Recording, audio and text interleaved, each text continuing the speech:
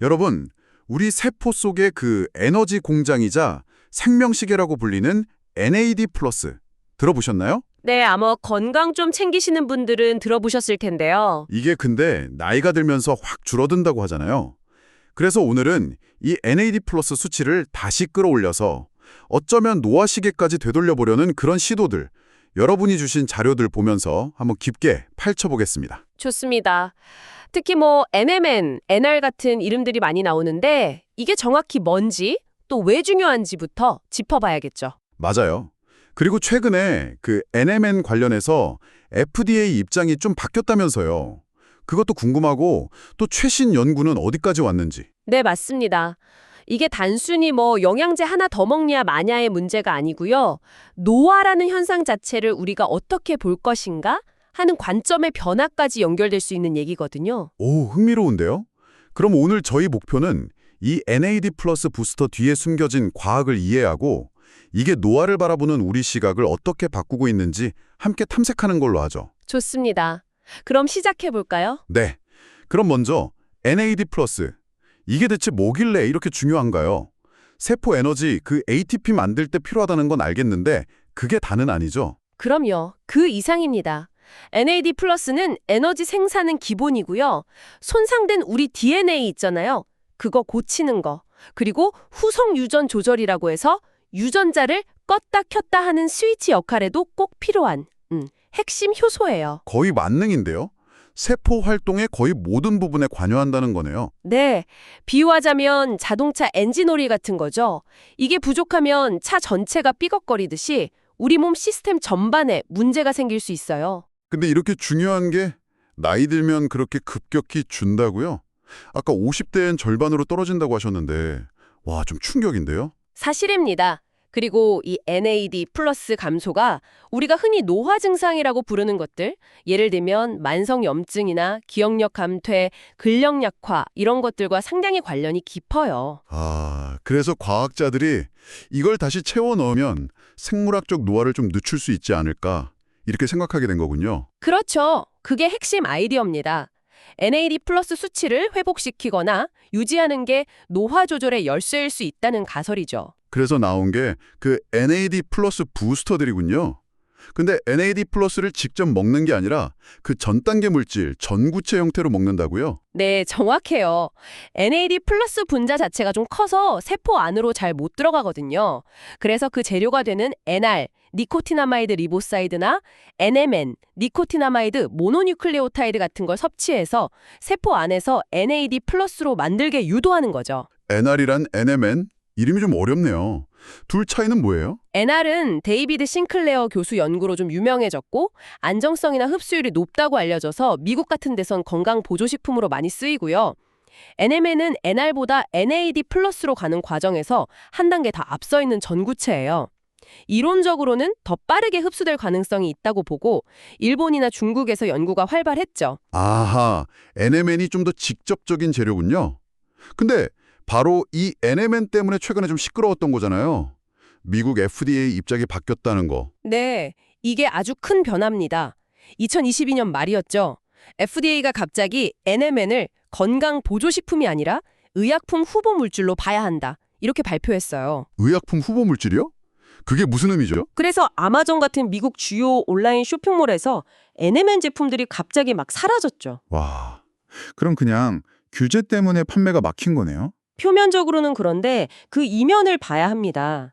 이게 단순한 판매 규제 문제를 넘어서는 의미가 있을 수 있다는 거죠. 어떤 의미요? FDA가 NMN의 어떤 실질적인 의학적 효능, 그러니까 약효 가능성을 어느 정도 인정한 거 아니냐는 해석이 나오는 거예요. 더 나아가서는 노화라는 현상 자체를 질병처럼 치료하거나 관리할 대상으로 보기 시작했다는 신호일 수도 있고요. 와, 노화가 숙명이 아니라 관리 대상이 된다는 건 정말 큰 패러다임 변화인데요. 그렇죠. 그래서 이 NMN 사태가 단순 해프닝이 아니라 노화 연구 분야에서는 꽤 중요한 사건으로 받아들여지고 있습니다. 그렇군요. 그럼 이런 NAD 플러스 수치를 높이려는 노력들, 요즘은 어떤 방향으로 가고 있나요? NMN이나 NR 하나만 먹는 거 말고 다른 방법도 있나요? 네, 마침 주신 자료 중에 흥미로운 연구가 하나 있었죠. 펍맵에 실린 누치도 타임 플러스라는 제품의 임상 연구인데요. 이건 단일 성분이 아니라 시스템적 접근이라는 걸 시도했어요. 시스템적 접근이요? 그건 또 뭔가요? 좀 쉽게 설명해 주실 수 있나요? NAD가 우리 몸에서 만들어지고 쓰이는 전체 과정을 하나의 시스템으로 보는 거예요. 단순히 원료, 전구체만 공급하는 게 아니라 NAD를 만드는 공장, 램프티 같은 효소는 더 잘 돌아가게 하고 또 만들어진 NAD가 불필요하게 분해되는 것, CD38 같은 효소는 막아주고 이렇게 여러 지점을 동시에 건드리는 거죠. 아, 여러 방면에서 동시에 효율을 높이는 전략이네요. 뭘로 그렇게 했는데요? 그 연구에서는 루틴, 알파리포산, 파슬리 추출물에 많은 아피게닌, 녹차에 있는 ECGC, 그리고 비타민 B3의 일종인 NAM 같은 여러 성분들을 조합해서 사용했어요. 각기 다른 경로에 작용해서 시너지를 노린 거죠. 오, 되게 복합적이네요. 그래서 결과는 어땠어요? 효과가 있었나요? 네, 꽤 흥미로운 결과가 나왔습니다. 일단 혈중 NAD 플러스 동도가 실제로 증가했고요. 그것뿐만 아니라 시르투인이라고 불리는 노화 억제 단백질 SIRT1이랑 NAD 플러스 생산효소 NAMPT 발현량도 늘어났어요.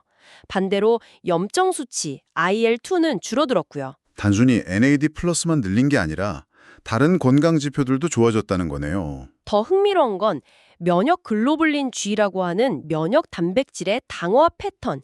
이게 일종의 생체 나이 지표거든요. 이 패턴이 더 젊은 쪽으로 변화하는 경향을 보였다는 거예요. 와, 그건 정말 놀라운데요. 그럼 이 시스템 접근법이 그냥 NAD 플러스 수치만 높이는 것보다 더 효과적일 수도 있다는 건가요? 그럴 가능성을 보여주는 거죠. 왜냐하면 NAD 플러스는 단순히 에너지원이 아니라 아까 말씀드린 시르투인이라는 단백질을 활성화시키는 연료 역할도 하거든요. 시르투인요. 그게 뭐였죠? 시르투인은 우리 세포의 회춘 단백질, 수명 연장 유전자라고도 불리는데 DNA 복구나 스트레스 반응 조절 같은 아주 중요한 역할을 해요. 근데 얘네가 제대로 일하려면 NAD 플러스가 충분히 공급되어야 하거든요. 아하, 그러니까 NAD 플러스는 시르투인이라는 중요한 스위치를 켜는 열쇠 같은 거네요. 맞습니다. NAD 플러스가 충분해야 후성 유전적 조절이 잘 돼서 세포가 건강하게 유지될 수 있는 거죠. 누치도 연구는 이런 전체적인 그림을 보고 접근했을 때 더 긍정적인 효과를 얻을 수 있다는 걸 시사하는 거죠. 이해가 쏙쏙 됩니다.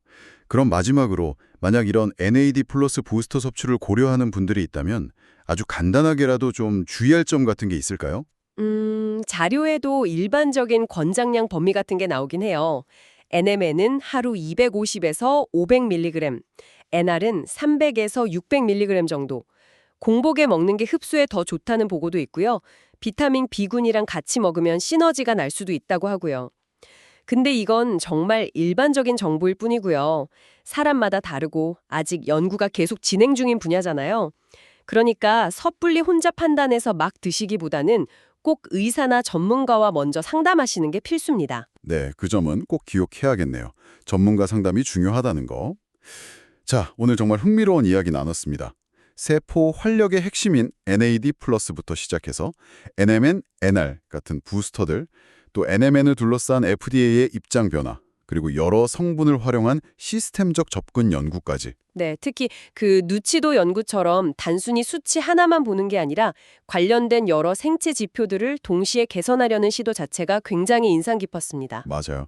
오늘 저희가 나눈 이 모든 이야기들이 단순히 어떤 영양제를 먹을까 하는 문제를 넘어서는 것 같아요. 그쵸. 노화가 이제 더 이상 피할 수 없는 숙명이 아니라 어쩌면 우리 세포 수준에서 이해하고 관리하고 개입할 수 있는 대상이 될 수도 있다는 그런 가능성을 보여주는 거니까요. 여러분 몸 안에서 일어나는 일들을 좀 새로운 시각으로 바라볼 수 있는 계기가 되었으면 합니다. 네, 우드 이야기가 여러분께 그런 유익한 통찰을 드렸기를 바랍니다. 여기서 마지막으로 딱 한 가지만 더 생각할 거리를 던져보고 싶어요. 방금 얘기한 너치도 연구처럼 여러 성분을 잘 조합해서 NAD 플러스 시스템 전체를 조율하려는 접근법. 이게 정말 인상적이었는데요. 과연 이게 미래의 방향일까요? 다시 말해서 세포 노화를 관리하는 데 있어서 NMN이나 NR 같은 어떤 강력한 단일 성분에 집중하는 게 답일까요? 아니면 이렇게 여러 요소를 정교하게 조율하는 복합적인 시스템적 접근이 더 중요해질까요? 여러분은 어떻게 생각하시나요?